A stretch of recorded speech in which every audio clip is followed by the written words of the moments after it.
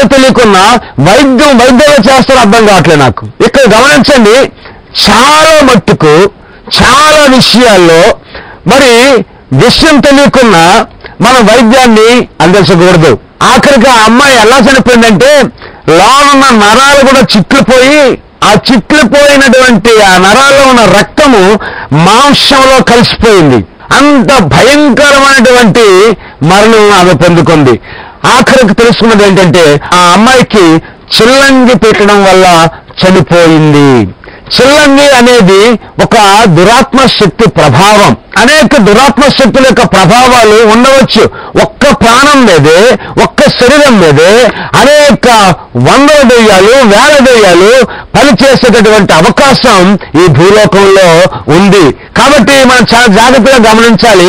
ఒక్కొక్కరికి ఒక్కొక్క రోగం ఉండదు, అనేక రోగాలు ఉంటాయి. ఉదాహరణకి ఒకరు టీబీ ఉంటే, ఒకరు షుగర్ ఉంటే, ఒకరు బీపీ ఉంటే, లేకపోతే ఇంకా అల్సర్ ఉంటే, ఒక్కొక్కరికి ఒక్కొక్క రకమైనటువంటి వ్యాధులు ఉంటే, కొంతమందికి అన్ని కలిసే రోగాలు ఒక్క శరీరంలోనే ఉంటుంటాయి. ఇవి చాలా బాధాకరం ఆలోచన చేసినప్పుడు. చాలా విదూరంగా వైడూర్యంగా ఉంటుంటాయి. పాపం వాళ్ళ బాధ చూస్తే భరించుకోలేరు, వాళ్ళే భరించుకోలేరు, చూసే వాళ్ళు కూడా భరించలేరు పిల్లలు.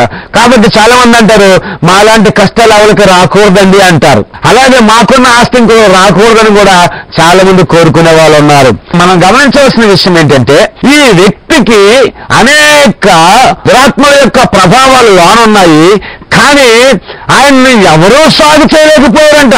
ఆయా గ్రామాల్లో నివసిస్తున్నటువంటి ప్రజలు అనేక మార్లు తన్ని బంధిద్దామనుకున్నారు, తన్ని కట్టడి చేద్దామనుకున్నారు, తన యొక్క ప్రభావాల నుంచి వాళ్ళు విముక్తి పొందుదామనుకున్నారు.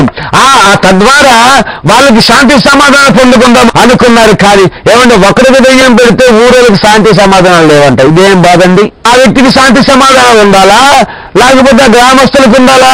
ఆ వ్యక్తి ముందు విడిపించబడాలి, ఆ వ్యక్తికి ముందు ఆరోగ్యం కావాలి, ఆ వ్యక్తికి ముందు దెయ్యాలు పోవాలి. కానీ దెయ్యం పట్టేవాడు ఏం చేస్తాడంటే తనకు తాను మేలు చేసుకోలేడు, తాను ఇతరులకు కూడా మేలు చేయలేడు. అది చాలా విచిత్రమైనటువంటి జీవితాలు అన్నమాట. ఇది అక్కడ గమనిస్తున్నాం కదా, తను తానే గాయపరుచుకుంటున్నాడు, గోక్కుంటున్నాడు, కొట్టుకుంటున్నాడు, తన జుట్టు పీక్కుంటున్నాడు, రకరకాల మరి వేషాలు వేస్తున్నాడు, వింత విచిత్రాలు చేస్తున్నాడు. వీళ్ళరా దెయ్యం పట్టే వాళ్ళు ఇలాగుంటారు. కొంతమంది ఎవరు వారి పట్ల ఏ కార్యక్రమాలు చేయకపోయినా వాళ్ళకి వాళ్ళే ఇటువంటి హాని చేసుకుంటూ బ్రతుకుతూ ఉంటుంటారు.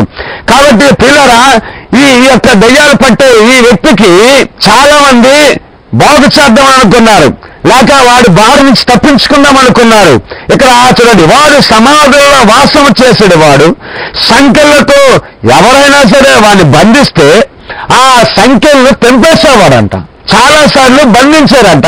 ఆ ఉక్కు సంఖ్యలని, ఆ ఇనుపు సంఖ్యలని తిప్పినిలుగా చేశారు, ముక్కలుగా చేసేవాడటండి.